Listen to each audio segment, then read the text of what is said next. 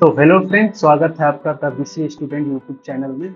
आज हम बात करेंगे बीसीए फोर्थ सेमेस्टर के सब्जेक्ट ग्राफ थ्योरी एंड कॉम्बिनेटोरिक्स के चैप्टर 2 जो कि है ट्रीज, कनेक्टिविटी एंड प्लेनरिटी के बारे में वन शॉट है इन डिटेल। तो आज हम पढ़ेंगे कंटेंट्स, देख लेते हैं क्या क्या है। सबसे पढ़ेंगे स्पैनिंग ट्री, उसकी definition, properties, example and applications. फिर उसके बाद फंडामेंटल सर्किट्स के बारे में पढ़ेंगे। फिर spanning trees in a weighted graph, definition, key algorithm जैसे Kruskal algorithm, Prim's algorithm and its applications. उसके बाद देखेंगे कट सेट्स, फिर fundamental circuit and cut sets. फिर देखेंगे कनेक्टिविटी एंड सेपरेबिलिटी। फिर देखेंगे नेटवर्क फ्लोज। फिर उसके बाद है आइसोमॉर्फिज्म। फिर कॉम्बिनेशनल एंड ज्योमेट्रिक ग्राफ्स। फिर उसके बाद कुछ इंपॉर्टेंट क्वेश्चन देखेंगे और मल्टीपल चॉइस क्वेश्चन भी देखेंगे। तो चलिए शुरू करते हैं बिना किसी टाइम पास के। सबसे पहले देखते हैं स्पैनिंग ट्री क्या होता है। तो स्पैनिंग ट्री की सिंपल डेफिनेशन है, a spanning tree of a graph G is a subgraph that includes all the vertices of G and is a tree such that a connected graph with no cycle। तो spanning tree एक ऐसा सब graph होता है जो graph के सारे vertices को कनेक्ट करता है बिना किसी साइकिल के, और ये एक कनेक्टेड ग्राफ होता है। इसका मतलब है कि अगर आपके पास एक ग्राफ जी है जिसमें n वर्टेक्स हैं, तो आपके स्पैनिंग ट्री में n-1 एजेस होने चाहिए। कुछ प्रॉपर्टीज हैं स्पैनिंग ट्री के, जैसे edge count. For a graph with n vertices, any spanning tree will have exactly n-1 edges, जैसा कि हमने अभी देखा है। दूसरी प्रॉपर्टी है uniqueness. If a graph is a tree, it has exactly one spanning tree which is the graph itself. यदि graph tree है तो वो ट्री खुद स्पैनिंग ट्री ही होगा। तीसरी प्रॉपर्टी है minimisation. A spanning tree connects all vertices with the minimum number of edges necessary to maintain connectivity। Spanning tree में all vertices connect होने चाहिए with minimum number of edges necessary to maintain connectivity। तो एक example देखते हैं। Consider graph G with vertices A B C D. A possible spanning tree might includes edges A B B C C D, ensure all vertices are connected with no cycle.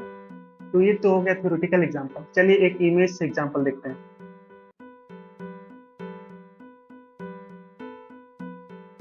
ये एक graph है A B C D, A B C, जिसमें 3 vertices है A B सी। तो हमें spanning tree बनाना है। तो सबसे पहले हमें जितने वर्टेक्स है उससे एक कम, यानी n-1। यहाँ पे 3 वर्टेक्स हैं तो 3-1 2 एजेस होना चाहिए स्पैनिंग ट्री में। तो हम क्या कर सकते हैं, ए और सी वाले एजेस को रिमूव करेंगे तो एक स्पैनिंग ट्री बनेगा, या तो हम सी और बी के एजेस को रिमूव करें तो एक स्पैनिंग ट्री बनेगा, या तो ए और बी वाले एज को रिमूव करें तो एक स्पैनिंग ट्री बनेगा। तो इस प्रकार हम 3 अलग अलग स्पैनिंग ट्री बना सकते हैं। इसे ही स्पैनिंग ट्री कहते हैं, जिसमें ऑल 3 प्रॉपर्टीज पे अप्लाई होती हैं, जैसे n-1 वाला रूल भी फॉलो होता है और ये साइक्लिक भी नहीं है। तो ये एक स्पैनिंग ट्री हो गया। अब एप्लीकेशन देखते हैं स्पैनिंग ट्री के। स्पैनिंग ट्रीज काफी यूजफुल होते हैं रियल वर्ल्ड एप्लीकेशन में, जैसे नेटवर्क डिजाइन। आपको एक एफिशिएंट कम्युनिकेशन नेटवर्क डिजाइन करना है जिसमें मिनिमम वायरिंग या कनेक्शन लगाएं। Spanning trees are used to design efficient communication network where the goal is to connect different nodes with the least amount of wiring or connection। जैसा कि हमने spanning tree में देखा था कि कम एजेस में सारे वर्टेक्स को कनेक्ट करना ही स्पैनिंग ट्री कहलाती है। दूसरा एप्लीकेशन है optimization problem. Spanning trees help in minimizing resources in various optimization scenarios like road and pipeline construction। आपको रिसोर्सेज को मिनिमाइज करना है जैसे रोड कंस्ट्रक्शन या पाइपलाइन लेइंग में, तो स्पैनिंग ट्री बहुत ही यूजफुल है। कुछ फंडामेंटल सर्किट्स देखते हैं। फर्स्ट डिफिनेशन देखते हैं। Fundamental circuit is a cycle form when a edge not in a spanning tree is added to it. This edge creates exactly one cycle involving the edge and the unique path connecting the end point of the edge within the spanning tree. तो fundamental circuit क्या होता है, जब आप एक as को spanning tree में add करते हैं जो उसमें पहले से नहीं था, तो एक यूनिक साइकिल बन जाती है, उसी को फंडामेंटल सर्किट कहते हैं। एक बार फिर से समझते हैं। जब आप एक एज को स्पैनिंग ट्री से ट्री में ऐड करते हैं जो उसमें पहले से नहीं था, तो एक यूनिक साइकिल बन जाती है, उसी को फंडामेंटल सर्किट कहते हैं। इसकी प्रॉपर्टीज देख लेते हैं। सबसे पहली प्रॉपर्टी है uniqueness. For each edge not in spanning tree there is exactly one fundamental circuit. हर एज जो स्पैनिंग ट्री में नहीं है उसका एक यूनिक फंडामेंटल सर्किट होगा। दूसरा प्रॉपर्टी है formation. If T is a spanning tree of G and E is an edge not in T, then adding E to T form a fundamental circuit. अगर T आपका spanning tree है और आप एक as E को T में add करते हैं तो एक फंडामेंटल सर्किट फॉर्म होता है। एग्जाम्पल देखते हैं। For a graph with a spanning tree compose of edges A B B C C D, adding an edge DA form the circuit A B C D DA. ये होता है fundamental circuit. अब application देखते हैं fundamental circuit के। सबसे पहला application है नेटवर्क एनालिसिस। तो fundamental circuits are crucial in analysing electrical circuits where they represent potential loops और path for current. Fundamental circuit का यूज मेनली नेटवर्क एनालिसिस और रिलायबिलिटी स्टडीज में होता है। ये सर्किट्स के पॉसिबल लूप्स या पाथ को रिप्रेजेंट करता है जो इलेक्ट्रिकल सर्किट और नेटवर्क के फॉल्ट टॉलरेंस को एनालाइज करने में काम आते हैं। इसके बाद देखते हैं spanning tree in a weighted graph. इसकी डिफिनेशन है in a weighted graph each edge is assigned a weight. A spanning tree of such a graph is one that connect all vertices with the minimum possible total weight. अगर graph weighted है मतलब हर edges के साथ एक weight assign है, तो एक spanning tree जो मिनिमम पॉसिबल टोटल वेट के साथ सभी वर्टिसेस को कनेक्ट करे उसको मिनिमम स्पैनिंग ट्री कहते हैं। एक बार फिर से समझते हैं। अगर ग्राफ वेटेड है मतलब यानी हर एज के साथ एक वेट असाइन है, तो एक स्पैनिंग ट्री जो मिनिमम पॉसिबल टोटल वेट के साथ सभी वर्टिसेस को कनेक्ट करे उसको स्पैनिंग ट्री कहते हैं। तो यहाँ मिनिमम स्पैनिंग ट्री फाइंड करने के लिए कुछ एल्गोरिदम है, जैसे क्रुस्कल एल्गोरिदम और प्रिज एल्गोरिदम। तो चलिए एक एक करके देख लेते हैं। क्रुस्कल एल्गोरिदम, इसमें कुछ स्टेप्स हैं मिनिमम स्पैनिंग ट्री फाइंड करने के। सबसे पहला स्टेप है sort all the edges in increasing order of their weightage, और दूसरा स्टेप है start adding edges to the spanning tree ensuring no cycle are form. तीसरा स्टेप है continue until n-1 edges are included in the tree. तो चलिए एक example से समझते हैं। यहाँ एक ग्राफ है जिसमें टोटल 5 वर्टिसेस हैं A B C D E, और सारी एजेस का वेट यहाँ गिवन है, जैसे 1 2 3 4 7 10 5। तो हमें इसे क्रुस्कल एल्गोरिदम से मिनिमम स्पैनिंग ट्री फाइंड करना है। तो उसमें सबसे पहला स्टेप है sort the edges given in ascending order. जो एजेस के वेट हैं उन्हें असेंडिंग ऑर्डर में हमें सॉर्ट करना है। तो सबसे छोटा एजेस है ए बी के बीच में जो कि है 1, उसके बाद है डी ई के बीच में जिसका वेट है 2, फिर उसके बाद है बी सी जिसका वेट है 3। तो ऐसे करके हम लोग सारी एजेस को सॉर्ट कर लेंगे जो कि इस प्रकार आएंगी। तो इसके बाद का स्टेप है add the edges A B with weight 1। जो सबसे छोटी एज है ए बी, उसे हम लोग ऐड करेंगे मिनिमम स्पैनिंग ट्री में, तो ए बी यहाँ आ जाएगा। इसके बाद नेक्स्ट स्टेप है ए बी के बाद यानी ए बी से जो बड़ी एज है जो कि यहाँ पे है डी ई, तो उसको मिनिमम स्पैनिंग ट्री में ऐड करेंगे। तो यहाँ पे डी ई को हमने ऐड कर दिया है। अब इसके बाद जो इससे बड़ी एज है यानी कि बी सी, अब इसको मिनिमम स्पैनिंग ट्री में हम लोग ऐड करेंगे। तो यहाँ पे जब बी सी को ऐड करेंगे तो यहाँ बी से कनेक्ट हो जाएगी, तो कुछ इस प्रकार का स्ट्रक्चर बनेगा ए बी सी और डी ई। इसको तब तक करेंगे जब तक हमारा एज n-1 यानी कि टोटल वर्टेक्स -1। यहाँ पे टोटल वर्टेक्स कितनी थी 1 2 3 4 5 -1। जब तक टोटल 4 एजेस ना हो जाए हमारे मिनिमम स्पैनिंग ट्री में, तब तक इस प्रोसेस को दोहराते रहेंगे। तो इसके बाद यहाँ पे 1 2 3 एजेस हो चुकी हैं, तो हम एक बार और वही प्रोसेस दोहराएंगे। तो इसके बाद वाली जो एज है जो कि है सी डी, उसे हम लोग ऐड करेंगे। तो जब सी डी को ऐड करेंगे ये दोनों ज्वाइन हो जाएंगे। तो कुछ इस प्रकार का स्ट्रक्चर बनेगा। तो यहाँ पे हमारा कंप्लीट हो गया प्रोसेस 1 2 3 4, यानी कि यहाँ पे टोटल 4 एजेस हो चुकी हैं। तो ये हमारा final minimum spanning tree obtain हो चुका है। तो इसका cost of minimum spanning tree, तो इन सारी एजेस को जोड़ देंगे तो हमारे पास कॉस्ट ऑफ एमएसटी आ जाएगा, जो कि होगा 1 + 3 + 4 + 2, जो कि होगा 10। तो ये रहा हमारा क्रुस्कल एल्गोरिदम से मिनिमम स्पैनिंग ट्री फाइंड करने का तरीका। इसके बाद आता है प्रिम्स एल्गोरिदम, जो कि same spanning tree, minimum spanning tree find करने का एल्गोरिदम है। इसमें कुछ अलग स्टेप होते हैं, जैसे कि इसमें सबसे पहला स्टेप है start with any vertex as the root of spanning tree. Second step है add the smallest weight edges that connect a vertex in a tree to vertex outside the tree. Third step है repeat until all vertex are included in the tree. तो चलिए इसको भी एक examples देखते हैं। यहाँ पे एक वेटेड ग्राफ है जिसमें टोटल 5 वर्टिसेस हैं और 1 2 3 4 5 6 एजेस हैं। तो हमें इसका मिनिमम स्पैनिंग ट्री फाइंड करना है, वो भी प्रिम्स एल्गोरिथम का यूज करके। तो सबसे पहला स्टेप इसमें है we have to choose one vertex from the above graph. किसी भी एक वर्टेक्स को हमें चूज करना है। तो लेट्स यहाँ पे हम लोग बी को चूज करते हैं।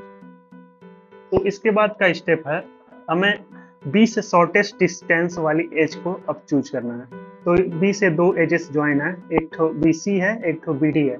तो बी सी यहाँ 10, इसका वेट है 10 और वहीं बी डी का वेट है 4। तो हम डी को चूज करेंगे तो हमारे पास आ जाएगा बी डी। फिर इसके बाद वही स्टेप फिर से दोहराएंगे।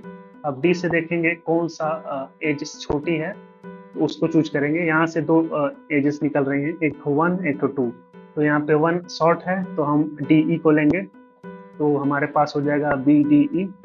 फिर इसके बाद सेम प्रोसेस अपनाएंगे, फिर सबसे शॉर्टेस्ट डिस्टेंस को चूज करेंगे। तो यहाँ पे हमारे पास है ये है डी से सी तक जाने वाली 2 है, तो हम 2 को ले लेंगे। तो यहाँ पे हमारे पास हो जाएगा बी डी सी और बी ई। इसके बाद अभी हमारे पास 3 एजेस आ चुकी हैं, हमें 4 एजेस टोटल करनी है। एक और देखेंगे हम। इसके बाद शॉर्टेस्ट हमारे पास है, शॉर्टेस्ट इसके बाद हमारे है सी और ए के बीच में है, जो कि है 3। तो हम सी को ए से ज्वाइन करेंगे तो हमारे पास मिनिमम स्पैनिंग ट्री बन के तैयार हो जाएगी। तो ये फाइनल मिनिमम स्पैनिंग ट्री है जिसका टोटल वेट हो जाएगा 1 + 2 + 3 + 4, जिसका हो जाएगा, जो कि हो जाएगा 10। तो यहाँ हमने प्रिम्स एल्गोरिथम का यूज करके मिनिमम स्पैनिंग ट्री फाइंड कर लिया। चलिए कुछ एप्लीकेशंस देख लेते हैं मिनिमम स्पैनिंग ट्री के। Minimum spanning tree, these are used in network design where the cost needs to be minimized, such as designing the cheapest possible communication network. Minimum spanning tree का use network design में होता है जहां cost minimise करना हो, जैसे कि communication network design करना। ये तो हो गया मिनिमम स्पैनिंग ट्री का एप्लीकेशन। इसके बाद आता है हमारे पास टॉपिक कट सेट्स।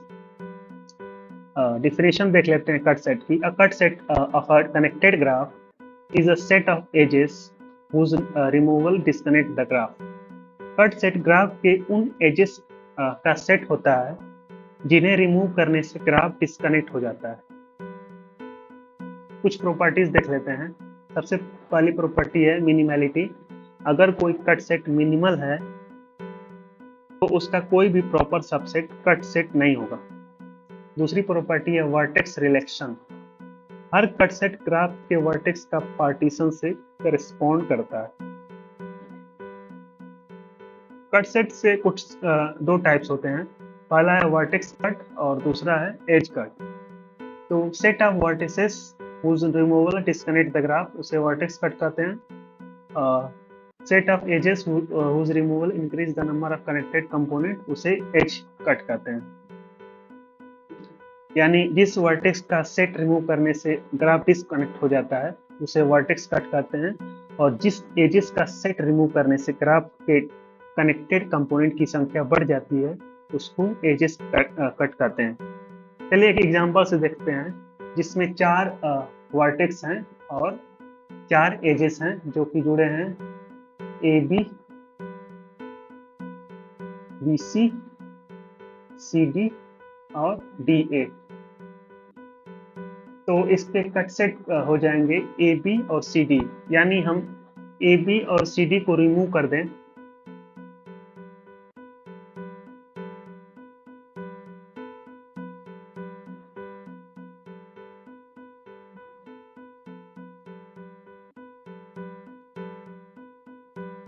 इसको इस प्रकार बना लेते हैं पहले, और यहाँ पे एजेस है A B B C D और डी ए। यहाँ पे हम ए बी और सी डी को जब रिमूव कर देते हैं तो ये ग्राफ डिस्कनेक्ट हो जाएगा टू सेपरेट कंपोनेंट में। जैसे कि आप देख सकते हैं, कलर चेंज कर लेते हैं हम यहाँ से ए बी और सी डी को, यानी कि ए बी वाले एज को और सी डी वाले एज को, तो ये 2 सेपरेट कंपोनेंट में डिवाइड हो जाएगा, तो ये हो जाएगी सेपरेबिलिटी। इसके एप्लीकेशन देख लेते हैं। कट सेट का यूज मेनली नेटवर्क रिलायबिलिटी को समझने और इम्प्रूव करने में होता है, ताकि क्रिटिकल कनेक्शन का पता लगा सके जिनके फेल होने से नेटवर्क डिस्कनेक्ट हो सकता है। Fundamental circuits and cut set. Relation between fundamental circuit and cut set. Fundamental circuit और कट सेट एक दूसरे से क्लोजली रिलेटेड कॉन्सेप्ट है ग्राफ थ्योरी में। जब हम एक एज को स्पैनिंग ट्री में ऐड करते हैं तो फंडामेंटल सर्किट फॉर्म होता है, और कट सेट एज को रिमूव करने पर ग्राफ को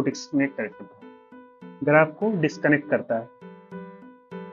ड्युअलिटी देखते हैं क्या होती है। In planar graphs circuits in the graph correspond to cut set in the dual graph. Planar graph में सर्किट ग्राफ के अंदर होती है और कट सेट उसके ड्यूअल ग्राफ में। इसके कुछ एप्लीकेशन देखते हैं। ये दोनों कॉन्सेप्ट नेटवर्क डिजाइन और सर्किट डिजाइन में इंपॉर्टेंट हैं, स्पेशली जब हमें नेटवर्क कनेक्टेड रखना हो या पोटेंशियल फेलियर का इम्पैक्ट समझना हो।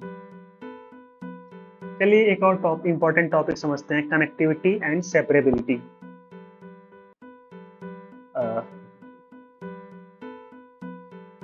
Connectivity, vertex connectivity. The minimum number of vertices that must be removed to disconnect the remaining graph.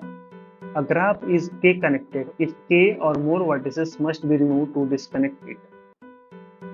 ये मिनिमम वर्टिसेस की संख्या है जो रिमूव करने पर ग्राफ डिस्कनेक्ट हो जाता है। अगर एक ग्राफ K कनेक्टेड है तो कम से कम K वर्टिसेस को रिमूव करने पर ही वो डिस्कनेक्ट होगा। एक एग्जांपल देखते हैं। A complete graph with 4 vertices is 3 connected. एक कंप्लीट ग्राफ के 4 को 3 कनेक्टेड होता है। अब देखते हैं edge connectivity. The minimum number of edges that must be removed to disconnect the graph. A graph is K edges connected if K or more edges must be removed to disconnect it. ये minimum edges की संख्या है जो remove करने पर graph disconnect हो जाता है। अगर ग्राफ में एक सिंगल ब्रिज है तो उसका एज कनेक्टिविटी 1 होता है। देखते हैं सेपरेबिलिटी क्या होती है। Separability measure how easily a graph can be divided into disconnected subgraphs by removing certain vertices or edges. Separability graph के वीक पॉइंट को ढूंढने में मदद करता है जहां से ग्राफ को डिस्कनेक्ट किया जा सकता है by removing certain vertices और edges. इसके एप्लीकेशंस देख लेते हैं। एप्लीकेशंस हैं कनेक्टिविटी और सेपरेबिलिटी का यूज नेटवर्क रोबस्टनेस एनालाइज करने और नेटवर्क डिजाइन को ऑप्टिमाइज करने में होता है ताकि क्रिटिकल कनेक्शन प्रोटेक्टेड या डुप्लीकेट हो सके। एक नया टॉपिक देखते हैं, नेटवर्क फ्लो। सबसे पहले इसकी डेफिनेशन देखते हैं। Network flow problems involve finding the maximum flow of resources through a network from a source to a sink, subject to capacity constraints on the edges. Network flow problems में हम maximum flow को ढूंढते हैं जो एक network में एक source से सिंक तक जा सकता है, कैपेसिटी कंस्ट्रेंट को ध्यान में रखते हुए। इसके कुछ की कॉन्सेप्ट्स हैं, जैसे फ्लो कंजर्वेशन, कैपेसिटी कंस्ट्रेंट। सबसे पहले समझते हैं फ्लो कंजर्वेशन क्या होता है। जो फ्लो एक वर्टेक्स में इंटर करता है वो इक्वल होना चाहिए उस फ्लो के जो उस वर्टेक्स से एग्जिट होता है, except for source and sink। वही कैपेसिटी कांस्टेंट को समझते हैं। फ्लो किसी एज पे उसके कैपेसिटी से ज्यादा नहीं हो सकता। फ्लो किसी एज पे उसके कैपेसिटी से ज्यादा नहीं हो सकता। अब देखते हैं max flow min cut theorem क्या होता है। ये थ्योरम कहता है कि नेटवर्क में मैक्सिमम फ्लो की वैल्यू इक्वल होती है उस स्मॉलेस्ट कट सेट की कैपेसिटी से जो सोर्स और सिंक को अलग करती है। यानी ये थ्योरम कहता है कि नेटवर्क में मैक्सिमम फ्लो की वैल्यू इक्वल होती है उस स्मॉलेस्ट कट सेट की कैपेसिटी से जो सोर्स और सिंक को अलग करती है। इसके कुछ एप्लीकेशंस हैं, जैसे कि ट्रांसपोर्टेशन नेटवर्क और कम्युनिकेशन नेटवर्क। नेटवर्क फ्लो का यूज लॉजिस्टिक, ट्रैफिक मैनेजमेंट और टेलीकम्युनिकेशन नेटवर्क में होता है, जहां हमें रिसोर्सेस को इफिशिएंटली एलोकेट करना होता है। अब हम बात करेंगे ग्राफ आइसोमॉर्फिज्म के बारे में। आइसोमॉर्फिज्म, ग्राफ आइसोमॉर्फिज्म जो एक बहुत ही इंटरेस्टिंग और इम्पोर्टेंट कॉन्सेप्ट है ग्राफ थ्योरी में। सबसे पहले इसकी डेफिनेशन देखते हैं। Two graphs G1 and G2 are isomorphic if there is a one-to-one correspondence between their vertex set that preserve adjacency. This means G1 and G2 are structurally identical even if their vertex name or layout differs. समझते हैं। Graph isomorphism का मतलब होता है दो graph के बीच एक ऐसी वन टू वन करेस्पॉन्डेंस ढूंढना जो उनके वर्टिसेस के सेट के बीच एडजेसेंसी को प्रिजर्व करे। मतलब अगर दो ग्राफ G1 और G2 आइसोमॉर्फिक हैं तो उनके स्ट्रक्चर आइडेंटिकल होंगे, चाहे उनके वर्टेक्स नेम्स या लेआउट अलग ही क्यों ना हो। एग्जांपल समझते हैं। मान लीजिए आपके पास दो ग्राफ्स हैं G1 एंड G2। अगर G1 के वर्टेक्स A, B, C हैं और G2 के वर्टेक्स X, Y, Z हैं और उनके एजेस AB, BC, AC और X, Y, Z वाले वर्टेक्स के एजेस X, Y, YZ और ZX हैं, इस तरह कनेक्टेड हैं, तो ये ग्राफ आइसोमॉर्फिक होंगे।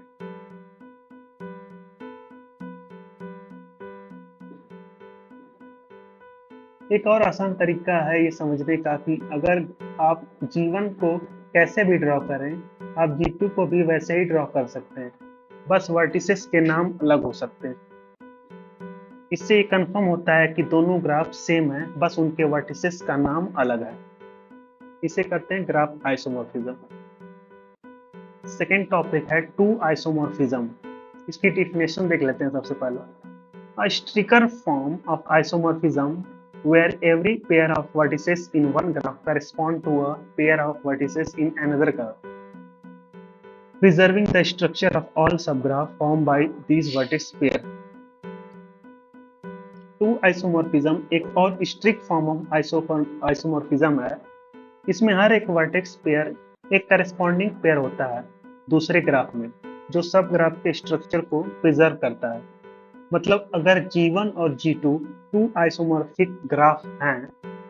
आइसोमॉर्फिक हैं तो उनके करस्पॉन्डिंग वर्टिसेस के पेयर सेम तरह से कनेक्टेड होंगे। एग्जांपल्स जरिए समझते हैं। मान लीजिए दो साइक्लिक हैं, दोनों में 4 वर्टिसेस हैं। अगर हर वर्टेक्स का पेयर दूसरे साइकिल के पेयर के साथ इस तरह कनेक्टेड है कि उनका स्ट्रक्चर आइडेंटिकल है, तो वो साइकिल्स टू आइसोमॉर्फिक कहलाएंगी। इसका इम्पोर्टेंस देख लेते हैं। टू आइसोमॉर्फिक के कॉन्सेप्ट से हम ग्राफ थ्योरी में और गहराई से स्टडी कर सकते हैं और कॉम्प्लेक्स ग्राफ स्ट्रक्चर के बीच के रिलेशन को समझ सकते हैं। इसके कुछ एप्लीकेशंस हैं, जैसे pattern recognition graph theory. Isomorphism का यूज कंप्यूटर साइंस में पैटर्न रिकॉग्निशन के लिए होता है। जैसे आपको किसी बड़े नेटवर्क में सब ग्राफ डिटेक्ट करने हैं या केमिस्ट्री में इक्विवेलेंट मॉलिक्यूल्स ढूंढने हैं, आइसोमॉर्फिज्म का कॉन्सेप्ट काफी काम आता है। वहीं ग्राफ थ्योरी में ग्राफ आइसोमॉर्फिज्म को समझ के हम ग्राफ्स को कैटेगराइज कर सकते हैं और ग्राफ इक्विवेलेंस से रिलेटेड प्रॉब्लम सॉल्व कर सकते हैं। ये कॉन्सेप्ट नेटवर्क थ्योरी में भी काफी यूजफुल होता है। इसके बाद हम आते हैं कॉम्बिनेशनल एंड जियोमेट्रिक ग्राफ्स। सबसे पहले डिफिनेशन देखते हैं हम कॉम्बिनेशनल और जियोमेट्रिक ग्राफ्स के अलग अलग। तो combinational graphs, these graphs are studied primarily through their combinatorial properties such as vertex degree, chromatic number and cycles.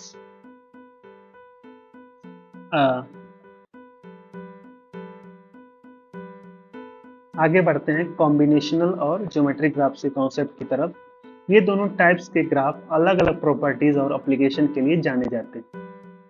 Combinational graph को मेनली उनकी कॉम्बिनेटोरियल प्रॉपर्टीज के थ्रू स्टडी किया जाता है, जैसे कि वर्टेक्स डिग्री, क्रोमैटिक नंबर और cycles.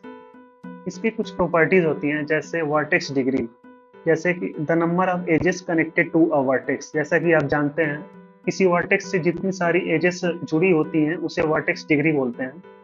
Chromatic number, the minimum number of colours needed to colour the graph such that no two adjacent vertices share the same colour. Chromatic number एक graph को colour करने के लिए minimum colour का number बताता है। इस तरह की कोई भी दो adjacent vertex same colour share ना करें।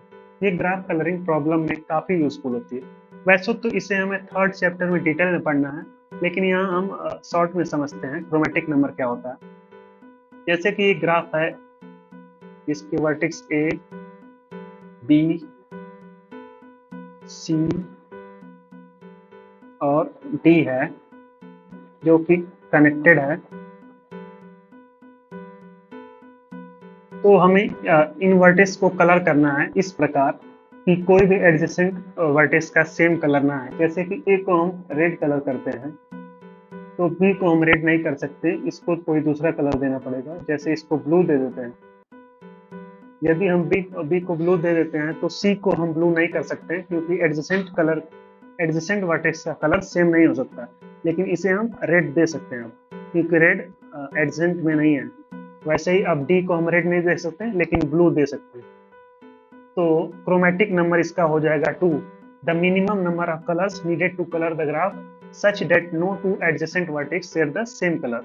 To adjacent vertex same colour share नहीं कर रहे हैं, दो एडजेसेंट वर्टेक्स का कलर डिफरेंट है, यहाँ red blue, blue red, red blue. तो इसका क्रोमैटिक नंबर हो जाएगा 2, क्योंकि मिनिमम नंबर ऑफ कलर यहाँ पे 2 है। तीसरा प्रॉपर्टीज है girth, the length of shortest cycle in the graph. Girth एक ग्राफ का शॉर्टेस्ट साइकिल का लेंथ होता है। इस प्रॉपर्टी से हम ग्राफ की साइक्लिक नेचर को समझ सकते हैं। चलिए कॉम्बिनेशनल एंड ज्योमेट्रिक ग्राफ्स के एप्लीकेशन देखते हैं। कॉम्बिनेशन के पहले एप्लीकेशन देखते हैं। Graph colouring problems used in scheduling problems where different tasks must be assigned without conflict. Graph colouring problem का यूज शेड्यूलिंग में होता है, जहां हमें टास्क को ऐसे असाइन करना होता है कि कोई कॉन्फ्लिक्ट ना हो। इस तरह के प्रॉब्लम्स को सॉल्व करने में क्रोमैटिक नंबर का कॉन्सेप्ट यूज होता है। और वही नेटवर्क डिजाइन एक और एप्लीकेशन है, जो कि नेटवर्क डिजाइन। कॉम्बिनेशनल ग्राफ का यूज नेटवर्क डिजाइन में भी होता है, जहां हमें नेटवर्क के स्ट्रक्चर और एफिशिएंसी को समझना होता है। इसे हम ऑप्टिमाइज कर सकते हैं कि नेटवर्क कैसे बेस्ट परफॉर्म करेगा। अब समझते हैं ज्योमेट्रिक ग्राफ क्या होता है। सबसे पहले डेफिनेशन देखते हैं। These graphs are embedded in a geometric space where vertices are points and edges are lines segment connecting them. Geometric graph वो ग्राफ होते हैं जो ज्योमेट्रिक स्पेस में एम्बेडेड होते हैं, जहां वर्टिसेस पॉइंट होते हैं और एजेस लाइन सेगमेंट होते हैं जो इन पॉइंट्स को कनेक्ट करते हैं। इनकी कुछ प्रॉपर्टीज देखते हैं। जैसे कि पहली प्रॉपर्टी है प्लेनरिटी। प्लेनरिटी एक इंपॉर्टेंट प्रॉपर्टी है जिसमें ग्राफ को बिना किसी एज क्रॉसिंग के प्लेन पे ड्रॉ किया जा सकता है। ये प्रॉपर्टी ज्योमेट्रिक ग्राफ के लिए काफी सिग्निफिकेंट है। दूसरी प्रॉपर्टी है एम्बेडिंग। एम्बेडिंग वो तरीका होता है जिससे ग्राफ को ज्योमेट्रिक स्पेस में ड्रॉ किया जाता है। ये इस बात को अफेक्ट करता है कि ग्राफ के प्रॉपर्टीज और एप्लीकेशन कैसे यूज होंगे। ज्योमेट्रिक ग्राफ्स के कुछ एप्लीकेशन देखते हैं। सबसे पहला एप्लीकेशन है कंप्यूटर ग्राफिक्स में। ज्योमेट्रिक ग्राफ्स का यूज कंप्यूटर ग्राफिक्स में होता है जहां ऑब्जेक्ट्स और स्ट्रक्चर को मॉडल किया जाता है। ये स्पेशली यूजफुल होता है 3D मॉडलिंग और विजुअल सिमुलेशंस में। दूसरा एप्लीकेशन है geometric information system GIS। GIS geometric graphs का use graphic information system GIS में भी होता है। इसका यूज मैपिंग और स्पेशियल एनालिसिस में होता है जहां जियोग्राफिकल डेटा को रिप्रेजेंट और एनालाइज किया जाता है।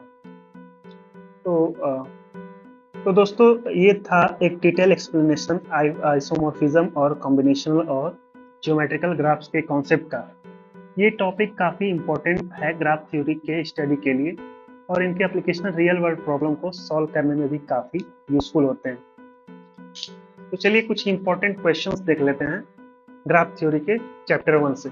सबसे पहला क्वेश्चन है what is a spanning tree, explain its property. तो जैसा कि आप जानते हैं spanning tree of the graph G is a sub graph that include all vertices of G and is a tree. The key properties are, कुछ key properties होती हैं जैसे कि exactly n-1 edges of the graph. Spanning tree is a unique if the graph is itself a tree. Spanning tree are minimal, connecting all vertices with the fewest edge necessary. Spanning tree are crucial in network design, helping to ensure all nodes and connected with the minimum number of connections. Question number 2 देखते हैं।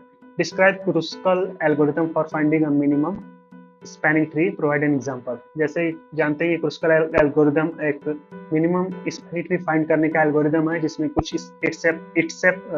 Steps होते हैं। जैसे कि सबसे पहला step है sort all the edges in increasing order of their weights.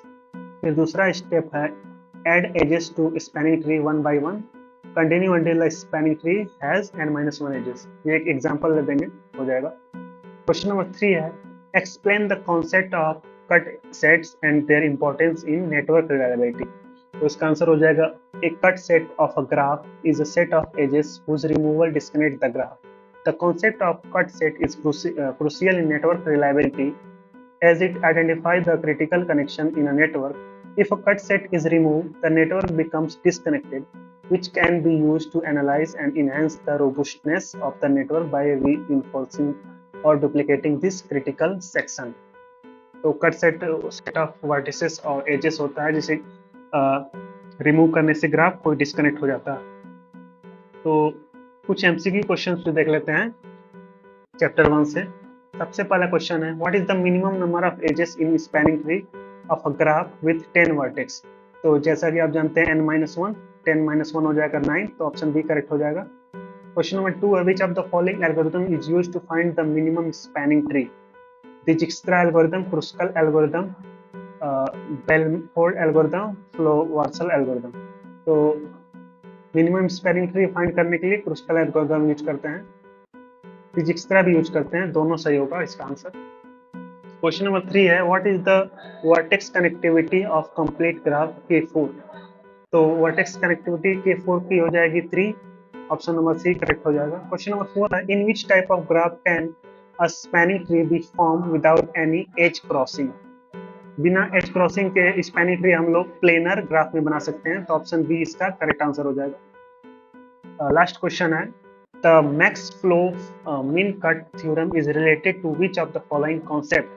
तो max flow min cut theorem network flow concept से रिलेटेड है, तो ऑप्शन सी इसका करेक्ट आंसर हो जाएगा। तो ये चैप्टर यहाँ समाप्त होता है। आशा है आपको ये वीडियो पसंद आया हो। तो मिलते हैं नेक्स्ट वीडियो में जो कि रहेगा इसका ग्राफ थ्योरी का 3rd चैप्टर। तो तब तक के लिए ओके बाय, मिलते हैं नेक्स्ट वीडियो में।